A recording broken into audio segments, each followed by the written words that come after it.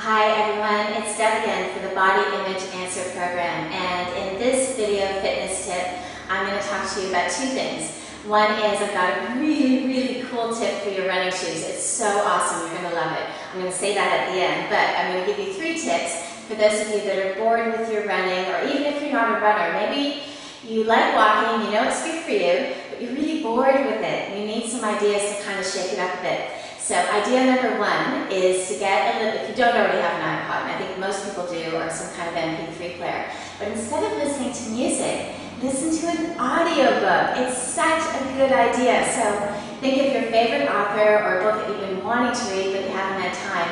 Download the audiobook. A lot of them you can get for like a couple of bucks. You don't even have to pay that much. And then you can only listen to the book when you're out running or walking. You can't listen to it otherwise, so you have to wait until your next walk or run, and then you get to listen to the next few chapters. And I bet you that'll get you out walking, and it'll get you out of your little boredom rut. Idea number 2 is to go shopping for new shoes. You may not realize it, but maybe your shoes maybe you need new ones. So go shopping, go get maybe a new outfit even for your walking or running, whatever it is that you do.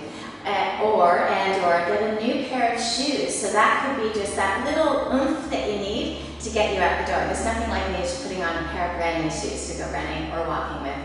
And the 3rd tip, if you're bored with your running or walking, is to train for a race. And it doesn't have to be training for a marathon, not at all. You can train for a little 5K. You can run it, walk it, you can do a combination of both. You can put your kid in the stroller, you can take your kid on the race, you can wrangle your sister or your husband with you. But if you have something to train for, all of a sudden you get a little bit excited about going for your run or your walk. And you can put a little training program on your fridge, and now you're ticking off the weeks to your race, and maybe you can treat yourself to a pedicure after your race or something like that. So those are 3 really good tips to help you if you're a little bit bored with your walking or running. Now, what I want to talk to you about is your running shoes. And if you are a runner, even if you're a walker, say you're an avid walker or a jogger or a runner, and you buy a great new pair of shoes, and you've got the shoes fitted for you, you've talked to the salesperson, what you pronate, supinate, you've got a great pair of shoes, you're really excited. Awesome. But you wear them, and then you start to think, how old are they? I think my knees are feeling funny, but the shoes, I keep my shoes in great shape. I clean them after I'm out in the rain or the mud, so I can't really tell how old they are. Well, shoes don't last forever. And if you are, this mostly applies to people who run quite a bit or walk.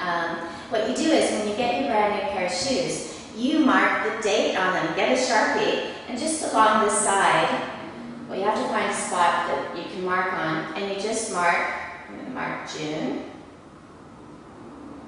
I don't know what the date is, but I'm going to say June 18th. And even mark the year, because you'll be surprised. I'll do 1-1, just like that. So I know it's hard to see, but you can read your own writing, and even if it's a little bit jumpy on the shoe, at least you can check, because you'll be surprised. Say you run for a while, and then you kind of don't do it for a while, or walk, and then you don't do it for a while, and then you go to put on your shoes again, and you're wondering, how old are these? And you know that shoes don't last forever. They start to lose their cushioning and their support, which keeps your ankles good, your shins good, your knees good, your hips, your low back. You can just do a little check-in. Oh yeah, these shoes are really old. They're like 5 years old, or well, 2 years old or something. Or no, these are only a few half a year old. And so that's a great tip. I always tell